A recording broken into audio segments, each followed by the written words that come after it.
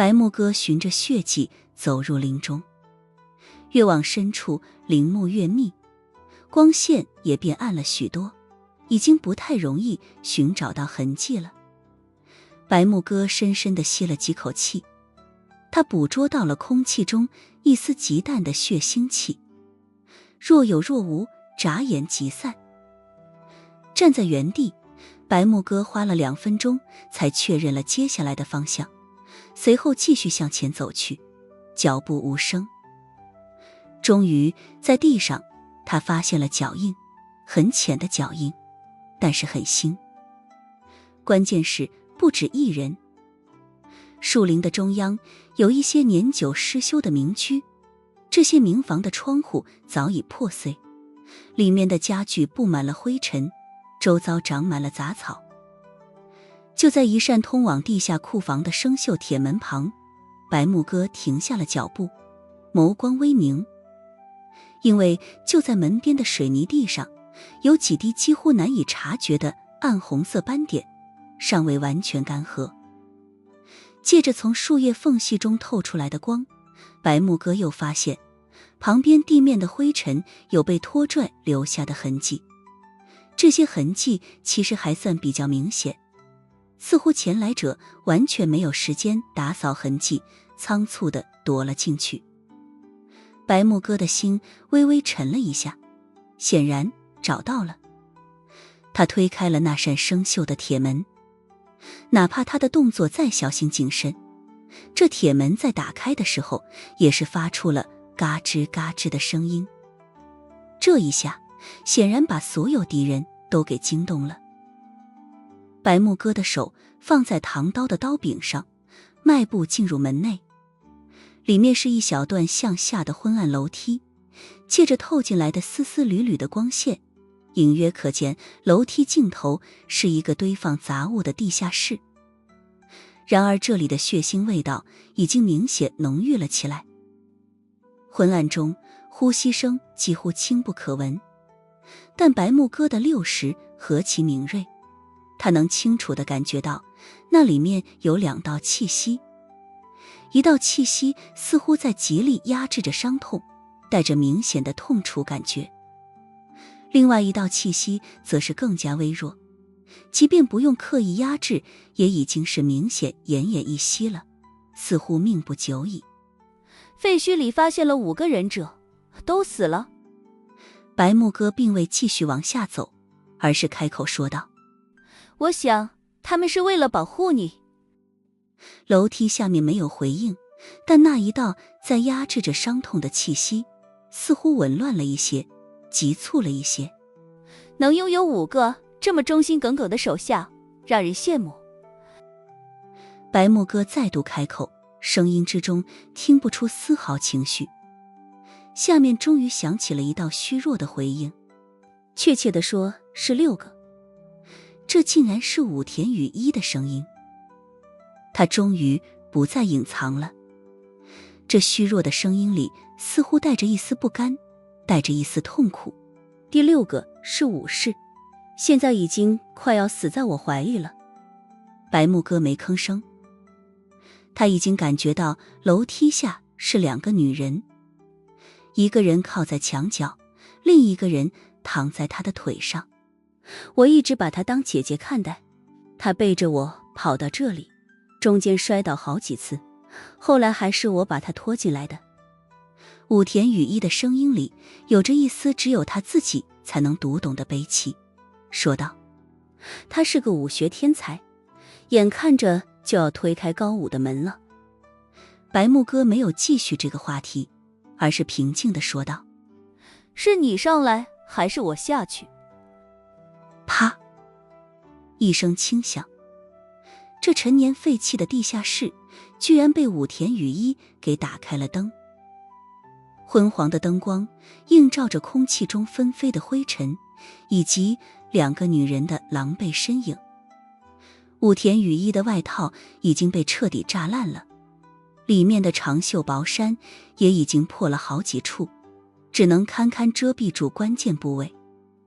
即便脸上沾染了许多灰尘，也能够看出来武田雨一的脸色惨白如纸，唇边带着干涸的血迹，左肩有一处可怕的撕裂伤，深可见骨，只是用撕下的衣袖草草包扎着，但仍在渗着血。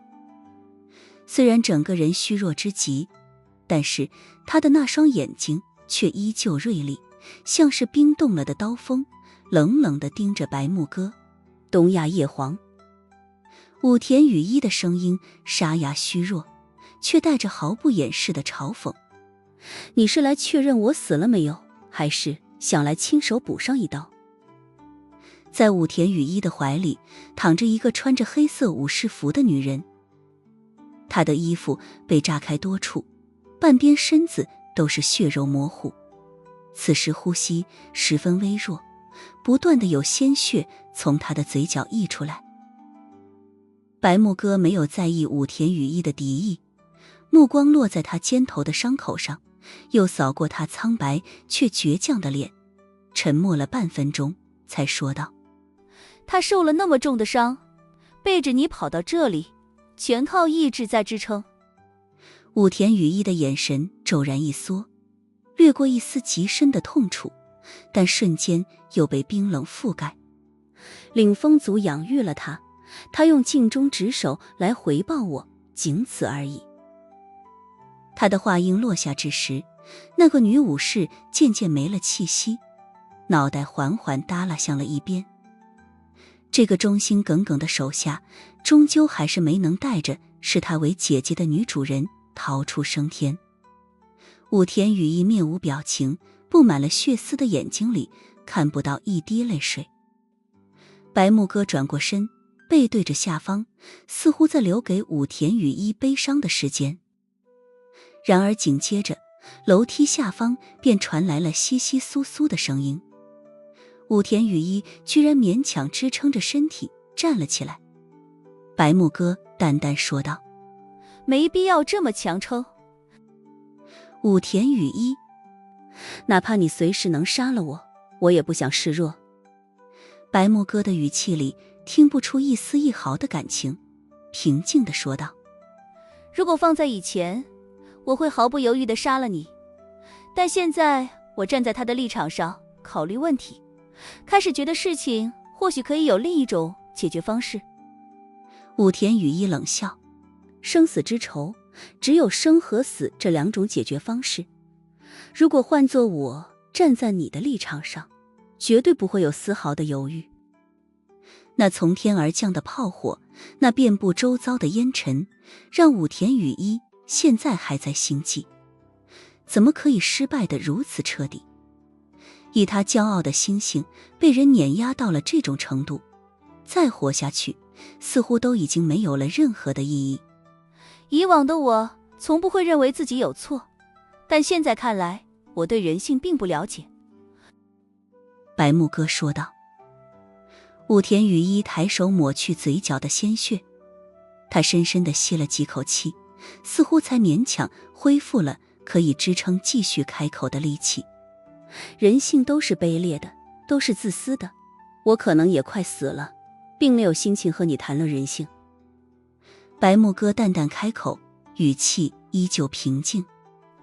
当初我做事情喜欢赶尽杀绝，把一个试图稳住局面，可能无益与无忌不死不休的你，彻底推到了不得不复仇的绝路上。武田雨衣的眼波一颤，良久之后，他才再度冷笑着开口：把我碾压到了尘埃里，在我此生最狼狈的时候，来释放你的怜悯。白木哥轻轻摇了摇头：我只是在陈述事实。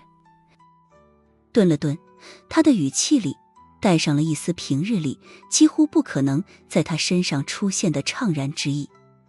现在回看，有些事情本可以不用发生。这似乎不只是在感慨这件事。武田雨衣沉默了，只是用那双冰冷的眼睛审视着白木哥，仿佛在判断他话中的真意。他的胸口微微起伏着，似乎是在压抑着越来越剧烈的情绪。几分钟后，武田雨衣才再度开口，语气里透着一丝凄凉：我多希望当初被炸死在海里的不是替身，而是我自己。是的，小心谨慎的武田家族大小姐始终都不止一个替身，他们可以随时替他去死。白木哥淡淡说道。能化解吗？良久，武田雨衣才缓缓开口，声音低哑了许多。现在说这些又有什么意义？苏无忌杀了我父亲，这是事实，你们对我赶尽杀绝也是事实，我这些忠心耿耿的手下因你们而死更是事实。他顿了顿，眼中闪过一丝决绝。除非你现在杀了我，否则只要我活着，这份仇就不会忘。白木哥看着他眼中那份与虚弱身体截然相反的倔强，忽然问道：你的父亲对你好吗？武田雨衣猛地一怔，似乎没料到他会问这个，许久都没有回答。白木哥从这回避的动作中已经读懂了他的答案。武田雨衣又咳出来一口血，他似乎无力再支撑自己的身体，缓缓坐下。这个放弃站立的动作似乎也预示着，起码在此刻他不想再和白木哥较劲了。你的伤很重，不及时处理的话会死的。白木哥从怀中取出一个试管造型的金属瓶子，扔了过去。金属试管正好落在武田雨衣的腿弯处。他看了一眼，却没有去拿，只是嘲讽地说道：你在居高临下地展现你的怜悯，还是想让我欠你一条命？白木哥没有解释。他缓缓转身准备离开，在迈出脚步前，他最后留下了一句话，声音很轻，却清晰地回荡在狭窄的楼梯间。武田雨衣，别让你我的生命浪费在过去的泥潭里。白木哥随后走出去了，并未关上那一扇锈迹斑斑的铁门。看着从外面透进来的丝丝缕缕的阳光，武田雨衣沉默了许久，才伸出无力又颤抖的手，艰难地拿起了那只金属试管。在瓶身上清晰地写着几个字：必康制药。他没有再犹豫，打开了瓶口，仰头一饮而尽。这救命的药，却仿佛最烈的酒，把武田雨衣拉出了眼泪。一滴又一滴的泪水，无声地从他眼角滑落，不断混入那俏脸上的血污之中。发生在里约热内卢贫民窟的轰炸，以惊人的速度传播，震惊了全世界。巴西当局的反应可比邻国快得多了。半个小时之后，他们便发表了官方声明，为刚刚发生了的贫民窟轰炸做出解释。也不知道是不是因为受到了委内瑞拉总统费尔南多那一纸声明的启发，亦或是背地里有人给打过了招呼。巴西方面的声明简洁而有力。此次轰炸是一次国家层面的反恐行动，目的是围剿禁锢黑渊成员，共击毙恐怖分子42人，并未造成任何平民伤亡，战果辉煌。声明发出之后，国际社会对巴西现任政府好评如潮，而巴西总统也是拥有了和米国总统相同的待遇。民间支持率上升了10%以上。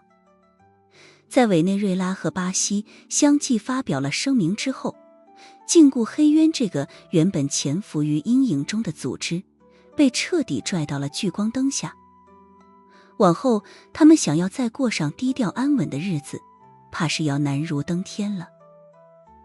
可是黑暗世界却得知了另外一个真相，那就是这次把南美搞得翻天覆地的主角并非各个国家的官方人物，而是游侠神殿的暗影天王。这消息据说是从雷蒙情报局 S 级调查官的口中泄露出去的，也不知道是不是他们刻意而为之。苏无忌此时正和白木哥在里约当地的一家华人餐厅吃着饭，两人都已经洗完了澡，换上了干净的衣服。是分开洗的。白木哥甚至等苏无忌完全洗完了，才进入了房间。用白大小姐的话来说，现在还不是时候。对此，苏无忌表示不太理解。之前两人逃亡，跳河逃生，全身湿透，上下哪里没误触过？怎么现在关系那么熟了，小白反而开始拘谨了，退缩了？苏无忌所能找到的唯一一个理由，就是白木哥担心自己在这方面领先于江晚星。自从蜜桃少校把那只翡翠镯子给了白木哥，这两个姑娘之间的微妙关系就发生了质的变化。起码在后宫的派系之中，白木哥会本能地站在江晚星那边，可偏偏苏无忌开不了口。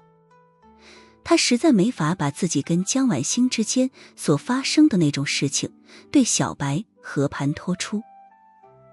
苏无忌心不在焉地吃着饭，他随手翻了翻黑暗世界的论坛，看到了整个版面都是在讨论自己，不禁无奈地摇了摇头。现在的雷蒙情报局是谁说了算？脑子有坑吗？这种消息也能流出来？白木哥轻轻一笑，眼眸中光芒流转。要是千羽知道你这么说他，肯定不开心。此刻他换上了一身白色的长袖连衣裙，外面搭着一件薄薄的白外套，哪怕没有化妆，也是明眸皓齿，肌肤如玉，明媚动人。之所以为施粉黛，完全是因为这次白木哥来到美洲是作战的，压根就没带任何化妆品。看他这么一笑，苏无忌的目光呆了呆，随后说道：我家小白真好看。等等，你刚刚说千羽？他的筷子猛然一顿，从白木哥口中所说出的这个称呼，无疑包含了极大的信息量，听起来好像还挺亲密。苏无忌摸了摸鼻子，不禁心虚又意外地问道：什么时候这么熟了？这好像跟自己掌握的信息有代差啊。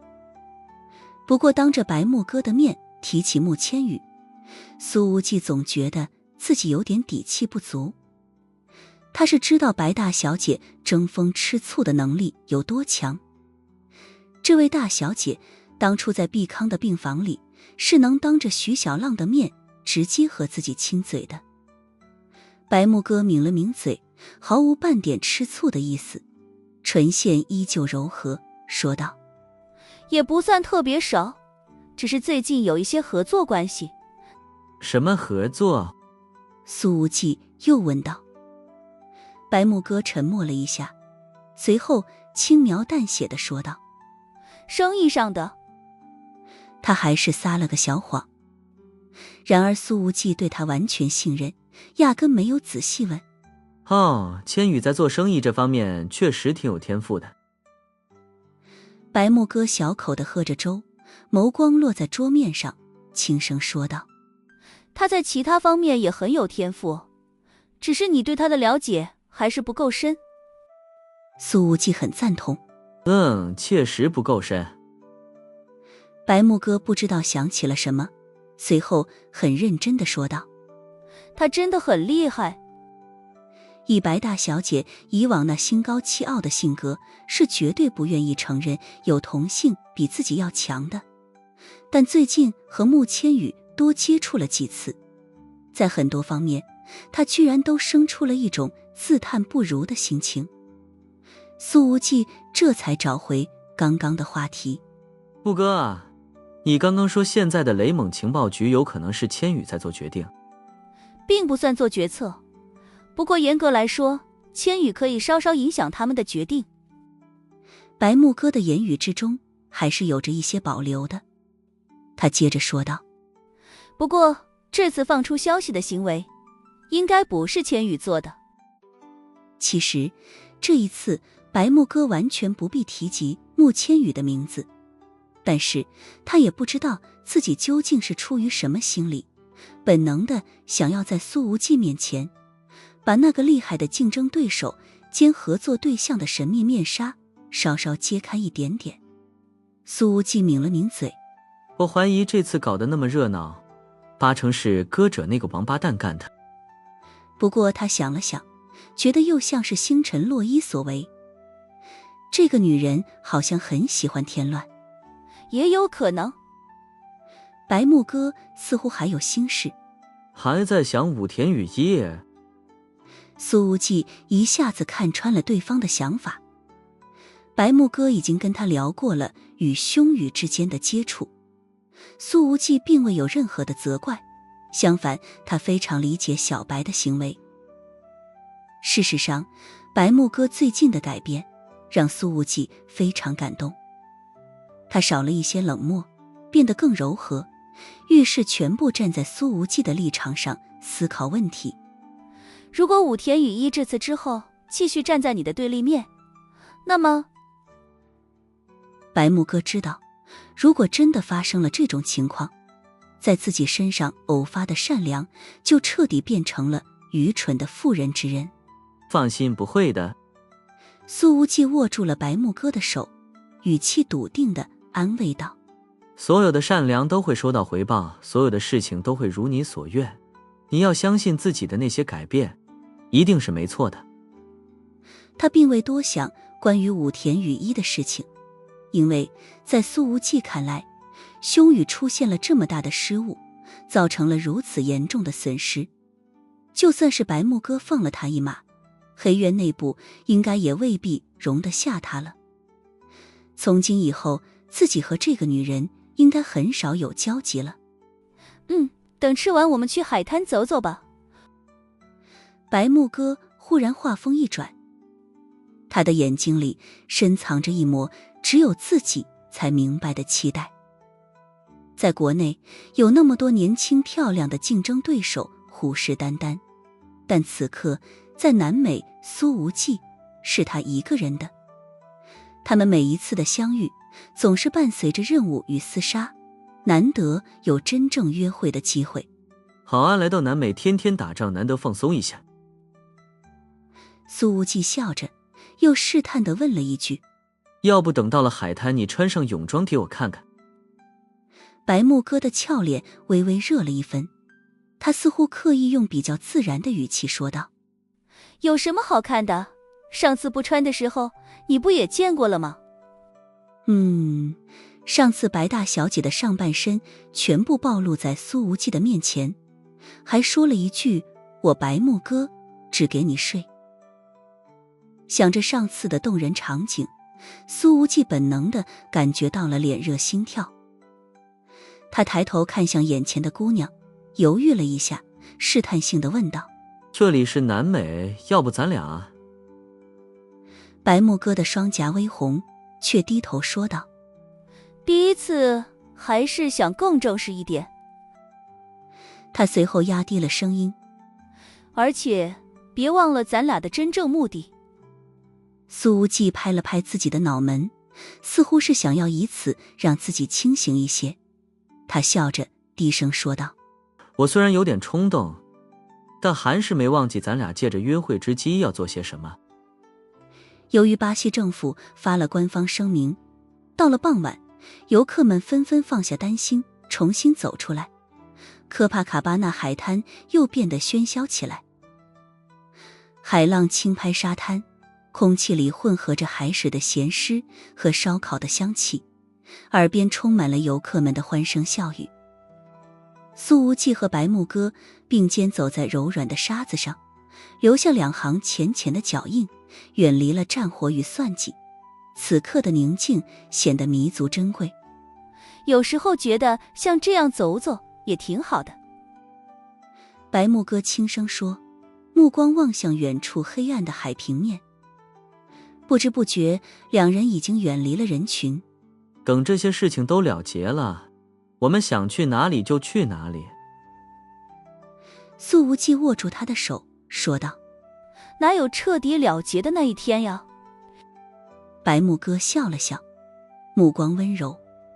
但是有你这句话就足够了。从他们散步的位置看去，借着夕阳的光，依稀可见远处被炸成碎片的贫民窟。那满目的疮痍和海滩边的繁华形成了极为鲜明的对比。明明是才发生了几个小时，却好像已经是很久之前的事情了。苏无忌感慨道。两人又走了一会儿，白木哥的闹钟响起来了。原来是他这位新任团长要给黑暗佣兵团开个会，此时已经到了时间了。我先走了，你在沙滩上再放松一会儿。白木哥往周围看了看，说道。好像这次散步的目的没有达成。有没有达成不重要，和你约会才比较重要。苏无忌伸出双手揽住他的纤腰。不亲个嘴再走啊。白木哥想了一下，凑过来在他的嘴唇上轻轻吻了一下。蜻蜓点水，一触即分。太短的不过瘾。苏无忌还想继续啃，白木哥却挣脱了他的怀抱，笑道。以后有的是机会亲。苏无忌目送着他的背影走远，才准备转过身来。然而这时候一道声音忽然在他的身边响起。然而以后也并不一定有太多的机会，人生呢，再相见总是很难的。听到这声音，苏无忌的后背上陡然炸起了一片鸡皮疙瘩，因为以他的实力都没感觉到有人在接近。苏无忌猛然转过头，看到了一个身穿黑色休闲装的男人。他的头上戴着一顶黑色的棒球帽，脸上留着一层络腮胡子，鼻梁高挺，皮肤微微有些黑，看起来40多岁的样子。苏无忌分明确定自己刚刚和白木哥蜻蜓点水的接吻的时候，周围绝对没有其他人。以他的实力，哪怕全神贯注地目送白木哥离开，也不可能觉察不到有人在接近。更何况对方还听到了他们两人的悄悄话。你是谁啊？苏无忌盯着他看了看，他并未从对方的身上感受到任何的力量波动，但是他同样也看不透此人的深浅。你是个不错的小伙子。这男人说道。很可惜，你我不是同路人。这男人的手里端着2杯果汁，往苏无忌这边递了递。请你喝。苏无忌眯了眯眼睛。你都说了我们不是同路人，我不敢喝，怕你下毒。他周身的力量已经急速运转起来了，右手放在腰间紫色软剑的剑柄之上，眼底全是警惕之意。对于一个能够无声无息接近自己3米以内的陌生男人，怎么注视都不为过。我没必要给你下毒。是。这男人说道。我的确说过你我不是同路人，但我没说过我们一定要当敌人。你叫什么名字？苏无忌问道。这男人递过来一张名片，上面写着巴西淡水河谷矿业公司美洲区物流部总监席尔瓦。苏无忌把名片塞进自己的口袋里，说道。怎么我炸毁了你们的铁矿，淡水河谷派你来找我的麻烦呢？这男人微笑着耸耸肩。不，我此次过来并非代表淡水河谷，只是想和你聊聊天，仅此而已。苏无忌盯着他的脸仔细地看了看，冷笑着说道。面具挺逼真的，差点把我骗过去了。没办法，我从一开始在淡水河谷工作，用的就是这个长相。这男人说道。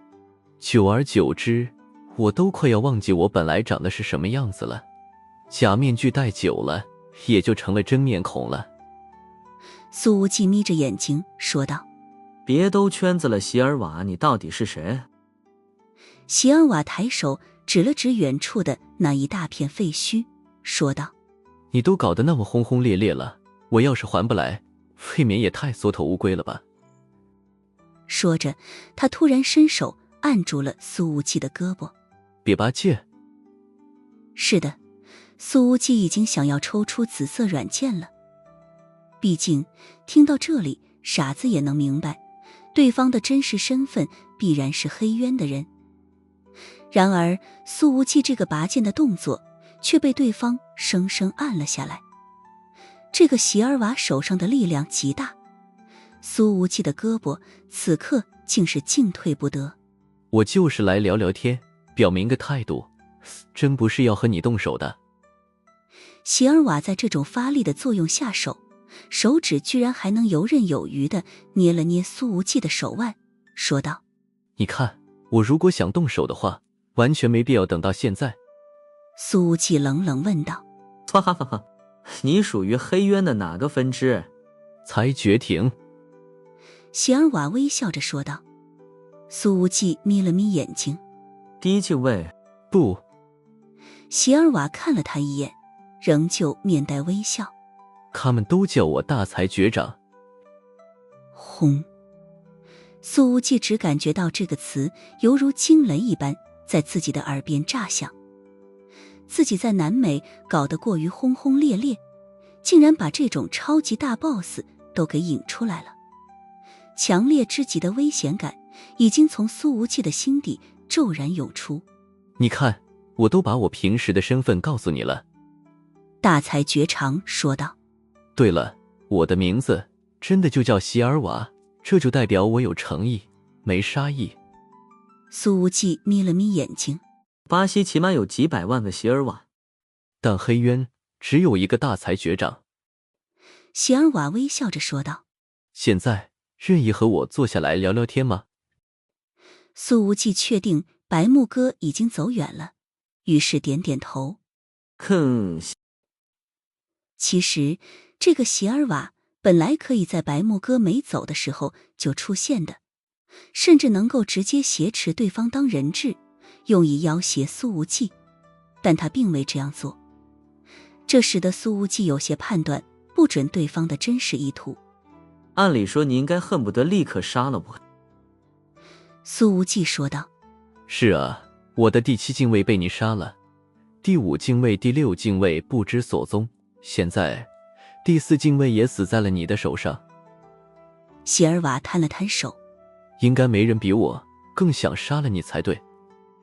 他没提凶语，苏无忌也没提。苏无忌说道。那你为什么到现在还不动手？我相信这件事对你来说肯定并不算费力。因为我还不想死。席尔瓦摇了摇头。我不知道你在巴特伦铁矿里用什么办法干着的桑托斯，但我这个人并不算笨，大概能猜到一些东西。苏无忌摇了摇头。那你又何必来使？裁决庭都快被你打成一盘散沙了，我总得站出来表明一下态度吧。席尔瓦说道。无论是激进派还是温和派，我都不支持，完全不想参与他们之间的矛盾与纷争。苏无忌淡淡说道。但你之前还要杀了我。虽然这么说有点推卸责任，但我还是得解释一下。席尔瓦说道。那是凶宇的个人行为。苏无忌说道。你觉得我会相信吗？席尔瓦微笑着反问。你信与不信对我来说重要吗？是的，面对一个随时能弄死自己的超级强者，苏无忌这个时候似乎并没有什么讨价还价的资格。苏无忌问道。既然你来了，那么那位大禁锢长是不是也得来？席尔瓦点点头，眼里透着同情。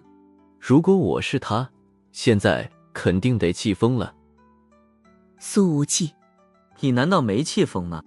我没必要用别人的错误来折磨自己。席尔瓦说道。那是凶宇的失误。可凶宇是你的手下，他的失误也代表了裁决庭的失败。苏无忌打量了这个席尔瓦一下，他是真的没从这个家伙的脸上找到一丝一毫的挫败与愤怒。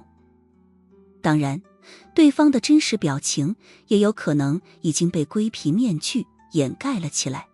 今天的失败并不一定意味着明天会继续失败，席尔瓦说道。你什么时候能学会我这样的心态，接下来就会活得更轻松一些。苏无忌摇了摇头。你要是聊完了，我就该走了。席尔瓦说道。我如果是你的话，肯定马不停蹄地返回华夏。毕竟，对于你而言，现在的南美是步步杀机，前所未有的危险，而你又是怎么做的呢？苏无忌摊了摊手。我是怎么做的？你在吃饭、散步、约会。席尔瓦说道。还有旁若无人的接吻。苏无忌。我也是个正常人，好不容易打了一场大胜仗，亲个嘴庆祝一下怎么了？席尔瓦微笑着说道。问题是，这些事情都可以在华夏做，没必要在遍地危险的南美做。顿了顿，他强调了一句，甚至还把约会地点特地选择在距离轰炸地不远的位置。苏无忌摇了摇头。真不是你想的那样子，我没有这么阴险。游侠神殿的其余4大天王，到现在还没有在里约露面。席尔瓦说道。如果我没猜错的话，游侠之神应该也来了，对吗？苏无忌看了他一眼。兄宇的脑子挺好用的，但我觉得没你好用。他的这句话无疑相当于变相承认了游侠之神来了。兄宇其实已经很不错了，席尔瓦说道。他是我选定的继承人，总要多经历一些磨练才能成长的。说着，他拍了拍苏无忌的肩膀。见好就收吧，你这次在拉丁美洲已经赢了很多了。这句话里竟是透着诚恳的意味。显然，席尔瓦已经看出来了，苏无忌在战后如此高调的行为，看似是年轻人的出双入对，实际上背后还有着深意。这个家伙就是在用他自己当诱饵。兄宇死了。苏无忌岔开了话题，说道。你再选一个继承人吧。兄宇没死。席尔瓦说道。现场有5具忍者的尸体，他们在被炸死之前，牢牢把兄宇护在身下。苏无忌眯起眼睛看了看他。席尔瓦摊了摊手，说道。我在半小时前抓了一个黑暗佣兵团的佣兵，很轻松就撬开了他的嘴巴。苏无忌的眼睛里一下子变得杀意凛冽。别这么看着我。席尔瓦说道。我没杀他，现在已经把他给放回去了。说心里话，这次事情不能全怪兄宇。席尔瓦说道。换作是我处在他的位置上，也得被你狠狠坑一把。苏无忌呵呵一笑。没想到大才绝长竟然是这么谦虚的人。席尔瓦摇了摇头。但是这件事情必须要有人站出来承担责任，裁决庭不得不把兄宇推出去。苏无忌眯了眯眼睛。黑渊会杀了他。席尔瓦收起了笑容。缄默庭的无面者已经出动了。苏无忌。无面者。席尔瓦说道。就是一支用来让内部人永远闭嘴的队伍。显然这是清除部队。苏无忌眉头一皱。你难道要眼睁睁地看着这一切发生？我选择闭上眼。席尔瓦看似有些无奈。因为当年的我也是这么过来的。海风似乎都因席尔瓦最后那句话而变得凝滞。苏无忌能从对方平静的语气下感受到一丝极其隐晦的复杂情绪，那并非冷漠，更像是一种基于残酷规则的无奈。要是放在今天之前，他绝对不会想到在与黑渊实权在握的大财局长见面之后，双方居然会有这么一番对话。哦，那凶宇还真是死到临头了，呵呵。苏无忌冷笑着说道：我很善良，只能祝他在临死之前少受点痛苦。他并没有表达出任何想要帮忙的意思，话里话外全是要冷眼旁观。席儿娃耸了耸肩膀：你的演技出现了一点纰漏，那幸灾乐祸的语气实在是太刻意了。苏无忌呵呵一笑：可我说的都是心里话啊。席儿娃根本不信。如果你和你的恋人没有刻意让搜索的队伍敞开一个口子，凶宇无论如何都跑不掉的。苏无忌的表情微微一凛，看来这个大财局长所掌握的细节比自己想象中还要多一些。还好对方目前不想杀自己，不然一个这么聪明、武力值又高的男人还真是不太好对付啊。你这个大财局长都解决不了的事情，指望着我来解决？苏无忌冷笑着说道。大财局长耸了耸肩，说道：我没打算解决，只是在聊天的时候随口把这个消息告诉了你，仅此而已。告诉我这些有什么目的？苏无忌冷笑着反问。他并没有被对方所谓的坦诚迷惑。黑渊的大财局长绝不可能无缘无故来找他聊天泄密，死敌才是双方的真正立场。席尔瓦转回头，帽檐下的目光重新变得深邃难测。他随后笑了笑：目的或许我是想让你知道，黑渊内部并非铁板一块，也或许是想给凶宇，给我这个精挑细选的继承者留一线并非由我直接给予的生机。你这话说的真是巧妙。苏无忌微微嘲讽道：大财局长真是个既狡猾又没担当的人啊。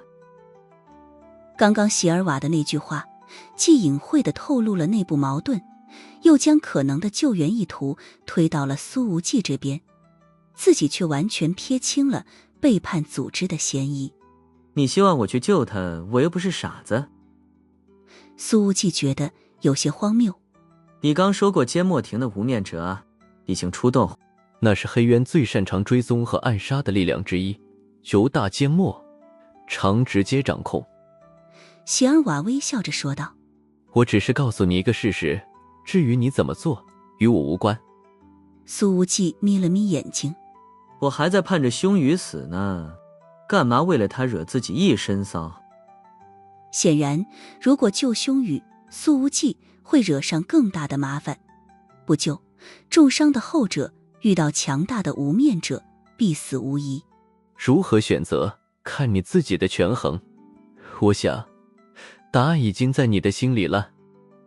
说完，席尔瓦将手中一直端着的一杯果汁放在旁边的沙滩上，对着苏无忌举了举另一杯，自顾自地喝光了。鲜榨的果汁味道真不错，能喝出浓浓的热带风情，可惜你也不尝一口。他笑了笑，转过身，迈着悠闲的步子，沿着海滩缓缓离去。苏无忌喊道：你还有什么要说的吗？席尔瓦已经走远了，可是他的声音传过来之时，却仿佛是在苏无忌的耳边响起。没有谁比我更心痛损失掉的那些敬畏，我真的很想弄死你，在我改主意之前，你最好早点离开南美。话音落下，这位大财局长的身影很快融入夜色，仿佛从未出现过。苏无忌站在原地，眉头轻轻皱着，陷入了思考和沉默。他依旧没有去碰那杯果汁，思维全速转动，分析着席尔瓦这番话的真实意图。毕竟双方现在依旧处于生死之敌的立场上，如果大财局长真的动手来杀自己，那么在强援没来到的情况下，自己几乎没可能生还。苏无忌的第一个判断是，席尔瓦的话语并非陷阱，更不是要利用武田雨衣引自己上钩。难道说黑渊的内斗已经到了无比激烈的程度，缄默庭凌驾于裁决庭和禁锢庭之上？他们要杀了大裁决长挑选的继承者，连大裁决长本人都保不下来。席尔瓦自己不方便出面，只能借苏无忌之手保下武田雨衣。无论哪种，武田雨衣被无面者追杀的消息100%是真的。在苏无忌看来，这种清算的传统对于组织的团结真是有百害而无一利。苏无忌立刻联系白木哥。木哥，黑暗佣兵团有个失联的佣兵，现在归队了吗？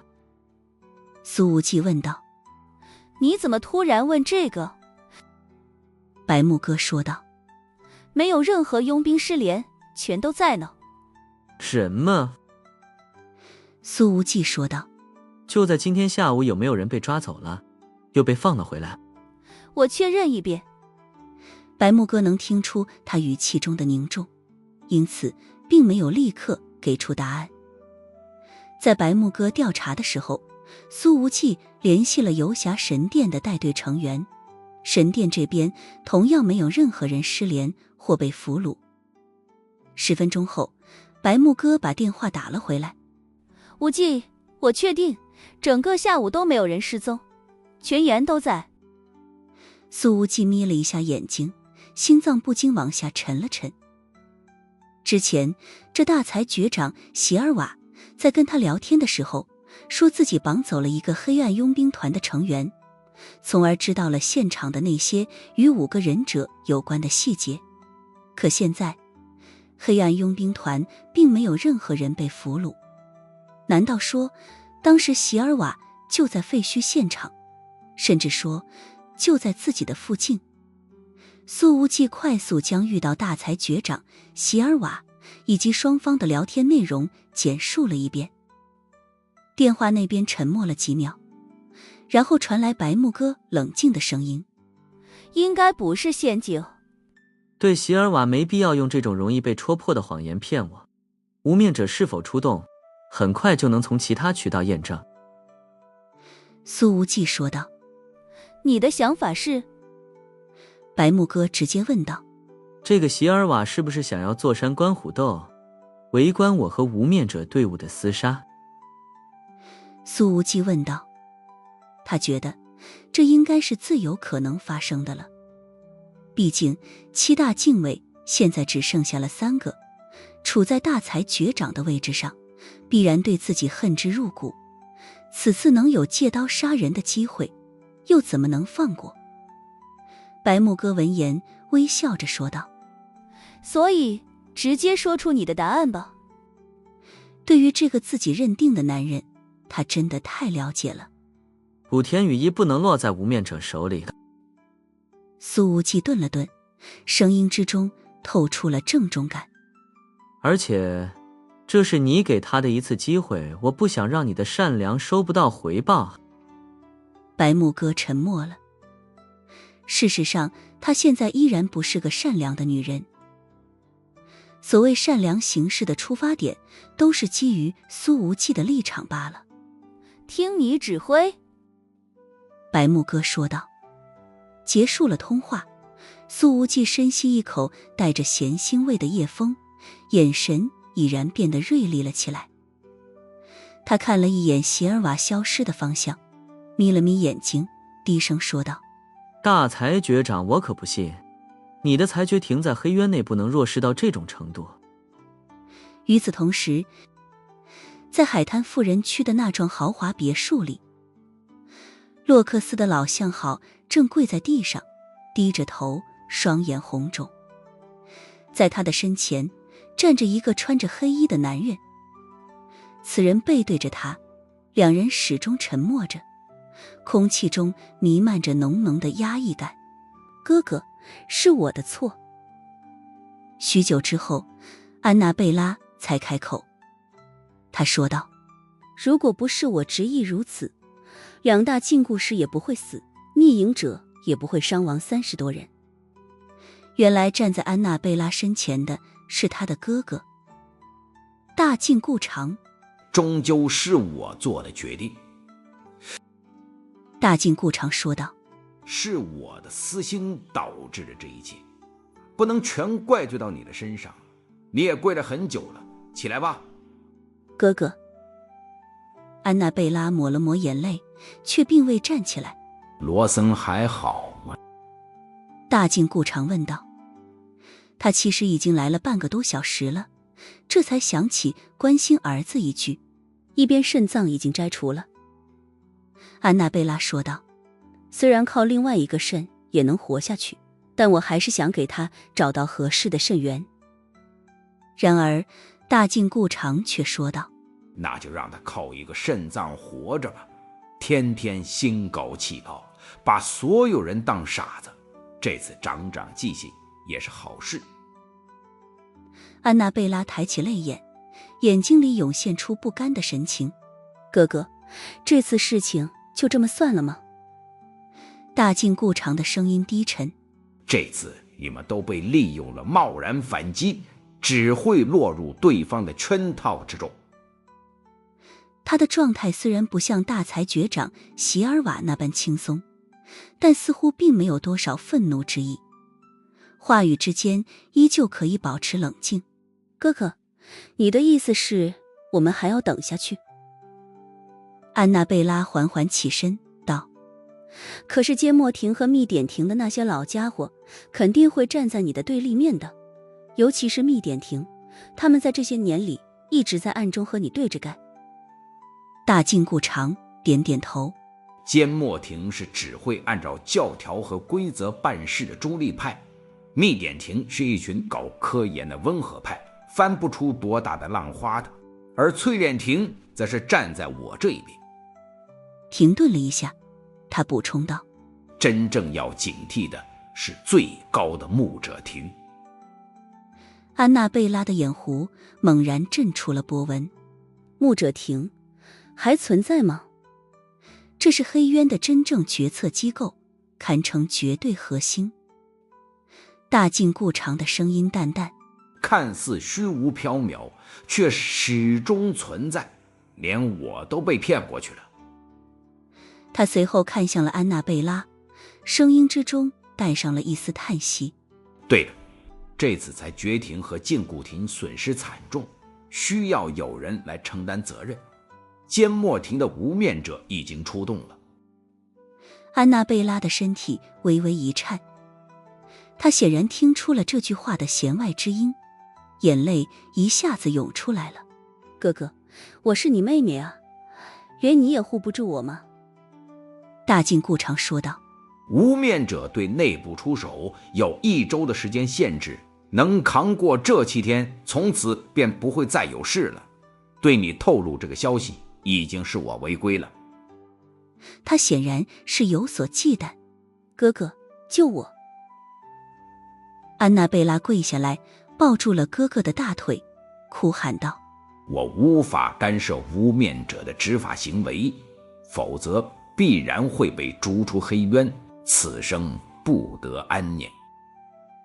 大境顾长掰开了他的手，迈步走开。安娜贝拉趴在地上哭喊着。不过当哥哥走了之后，他却发现在对方原先站立的地方多了一个纸条，纸条上写着一个坐标。安娜贝拉的眼光一亮，把坐标记下来，随后立刻把纸条塞进了嘴巴里。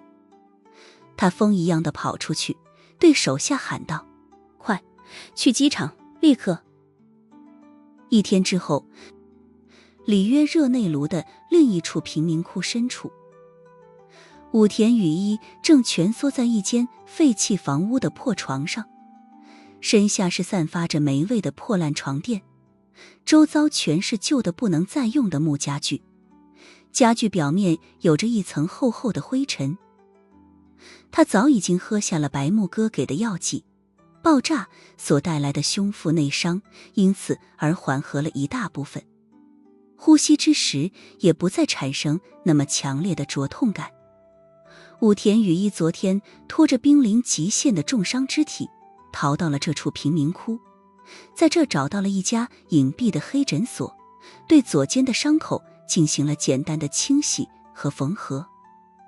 之所以选择这家诊所，是因为诊所的医生是个女人。武田雨衣知道自己的长相，更知道自己此刻的虚弱状态最容易激起当地某些异性的心思。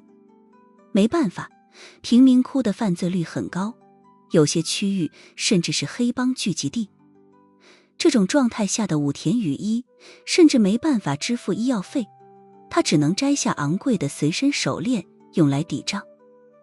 而这手链的真实价格或许可以买下几百个这样的黑诊所。那没有行医执照的女医生也看出来了武田雨衣受伤的原因，毕竟海滩那边的废弃贫民窟发生了那么大的动静，人尽皆知，而他的伤口大概率是弹片所致，很难让人猜不到。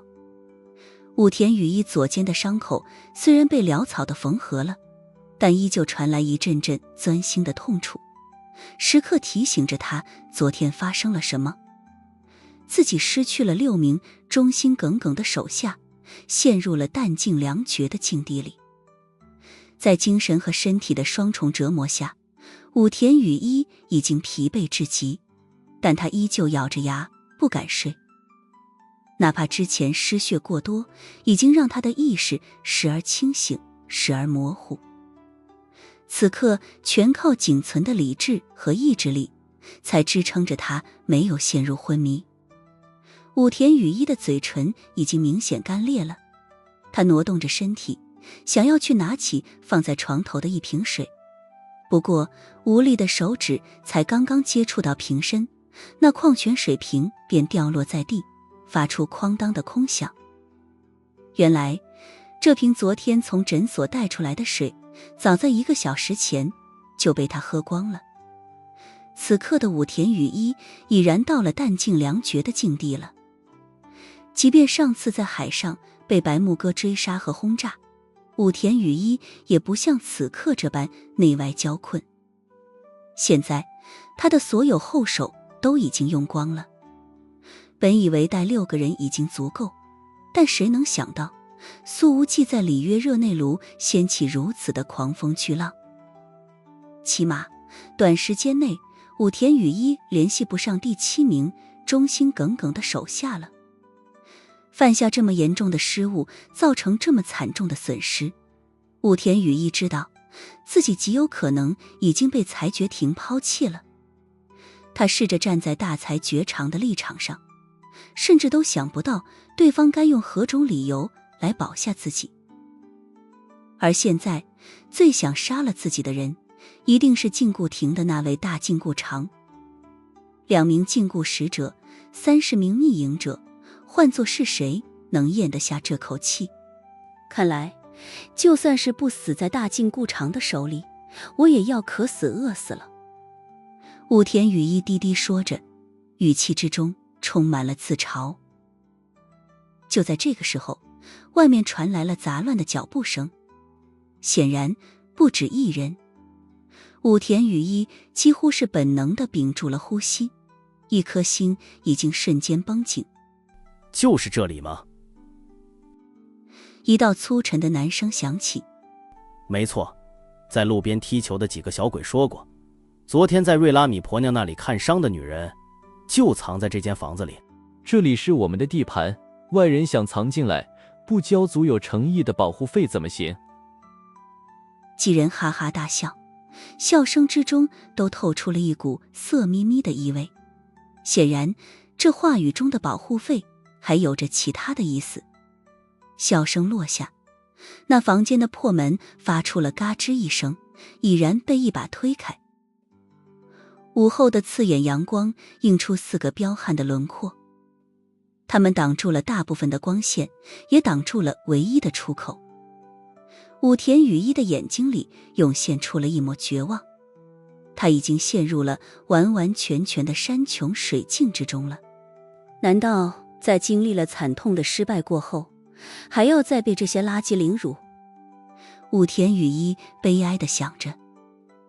然而现在的他连一头撞死在墙上的力气都没有。这时候4个穿着花哨衬衫、身上带着纹身的强壮黑帮分子走了进来，他们的腰间都别着手枪。为首的是个脸上带疤的光头，他看着蜷缩在床上的武田雨衣，那美好的身段让他的眼睛里瞬间涌出了贪婪的目光。哟，还是个亚洲的小美人儿。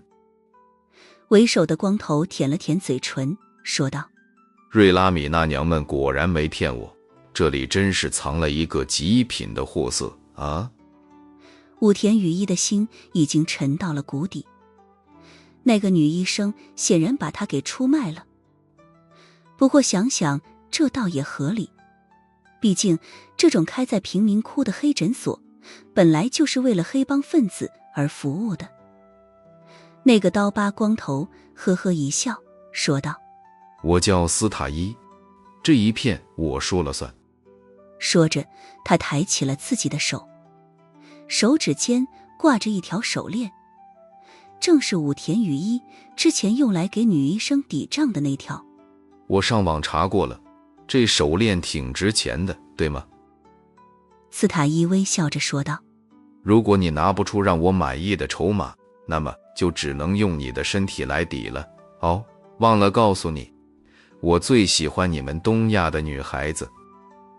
另外3人也是嘿嘿笑着，呈半包围状逼近那破床，目光在武田雨衣的身段上肆无忌惮地打量，完全没把虚弱不堪的裁决庭智囊放在眼里。武田雨衣深深地吸了一口气，没有回答。本来提起来的心再次沉到谷底。要是放在平时，他压根不会看这种货色一眼，可是现在真的是落魄的凤凰不如鸡。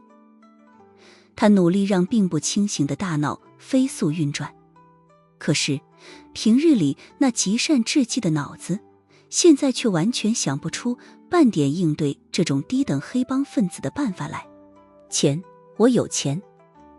武田雨衣用沙哑的嗓音，费力地用生疏的带着东洋口音的葡萄牙语说道：给我水和食物，帮我离开这儿，我可以给你们很多钱。钱？刀疤光头嗤笑一声，一步步靠近。小美人在这地方，钱当然重要，但你这样的可比钱有意思多了。他的手已经朝着武田雨衣的脸蛋伸了过来。武田雨衣用尽全身力气，猛地侧头避开了那只脏手，同时急促地说道：我不是普通人，你们动了我会惹大麻烦的，外面黑暗世界很多人在找我。武田雨衣试图用这种方式来震慑对方，现在的他只能赌这些黑帮分子对于黑暗世界的恐惧远大于对女人的欲望。然而武田雨衣失败了，他一贯擅长对付有脑子的人，然而很多没脑子的家伙反而不会中计。呵呵，那我让他们找不到你不就行了？斯塔伊冷笑道：这一片贫民窟里所有人的生死都归我管。旁边一个男人嘿嘿一笑：是啊，等我们玩够了你，把尸体往附近的垃圾填埋场里随便一丢不就行了？武田雨衣的脸又白了一分。别耽误时间了。斯塔伊一颗颗地解开花衬衫的纽扣。我先来，你们去门口等着。不要，不要。武田雨衣已经威胁不动了，他的所有骄傲都被打碎，语气里甚至已经带上了一丝以往不会在他身上出现的哀求。这种至暗时刻实在是让人绝望至极。